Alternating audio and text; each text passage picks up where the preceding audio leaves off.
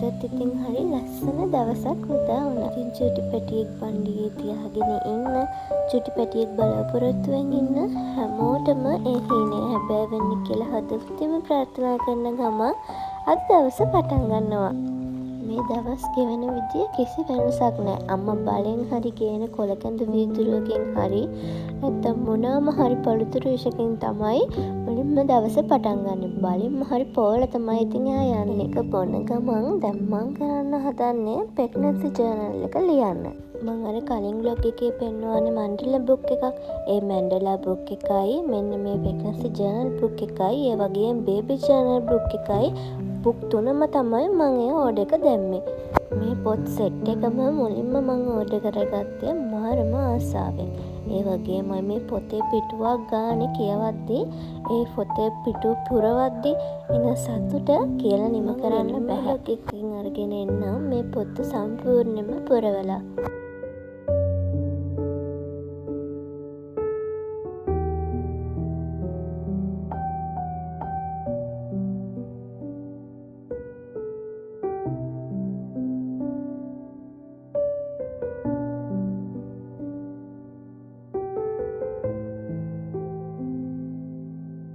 දැන් ඉතින් ඉක්මනටම වොෂ් එකක් දාගෙන යන්න හදන්නේ මගේ ෂොප් එක පැත්තට.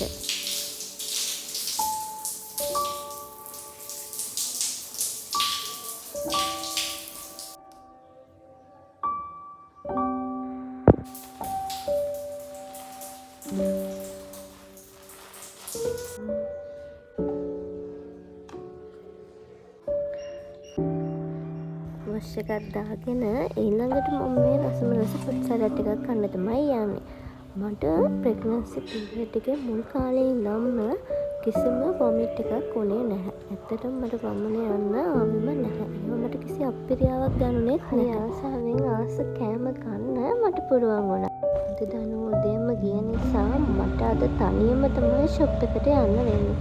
ඒ වගේම හවස් වෙනකන් ඕඩර්ස් ටික රෙඩි කරන්න වෙන්නේ තනියම මට.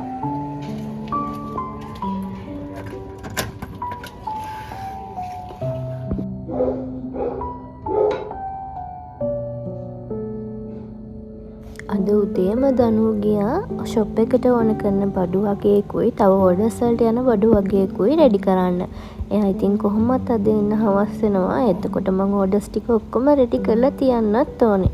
වෙලාවකට වැඩත් එක්ක හරියට කන්න බොන්න බැරි වෙන හින්දා අම්මා ඉතින් හරියටම වෙලාවකට ඇවිල්ලා මට කවල කරලා මට උදව්වට ඉන්නවා. ෂොප් එකේ වැඩත් ඉවර කළා. අද රෑ 12 මාර වෙනකම්ම අපිට ඕඩර්ස් තියෙනවා. ඉතින් ඒ ටිකත් ඉවර කරන්න එපා. ඉතින් සල්ලි වලට එහා ගිය දෙයක් තමයි මිනිස්සුන්ගේ සතුට. ඉතින් අපි මේ කරන රස්සාව ඇත්තටම සර්ප්‍රයිස් කියන්නේ මිනිස්සු සතුට කරන එක. කරන දෙයට ආසාවෙන් ඒ වගේම උනන්දුවෙන් කැපවීමෙන් කරනවා නම් හරි ලස්සන ප්‍රතිඵල තියෙනවා.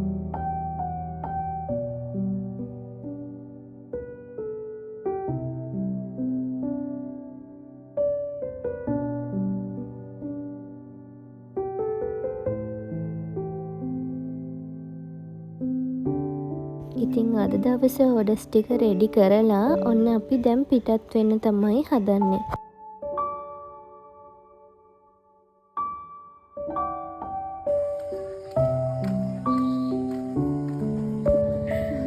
මොනවද කියනද යාට කියන්න? මාත් ගොඩක් ආදරේ කියන තමයි තියෙන්නේ. මොන හරි කියමුනේ. එයා තමයි ඉතින් මට මේ ලෝකෙ ඉන්න වටිනම වස්තුව. මට ගොඩක් ආදරේ කියන්න කිව්වා. මොන හරි කියනද යාට කියන්න? හරි කියන්නනේ. ගොඩාක් කලින් ප්ලෑන් කරේ.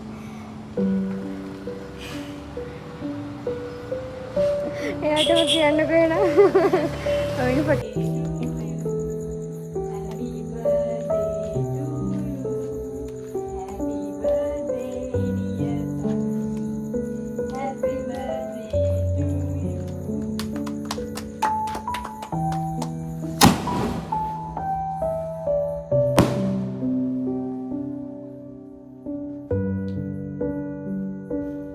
පාන්දර 12 මාර වෙනකන් ඕඩර්ස් ටික ඉවර කරලා දැන් ඉතින් අපි ගෙදර යන්න තමයි හදන්නේ.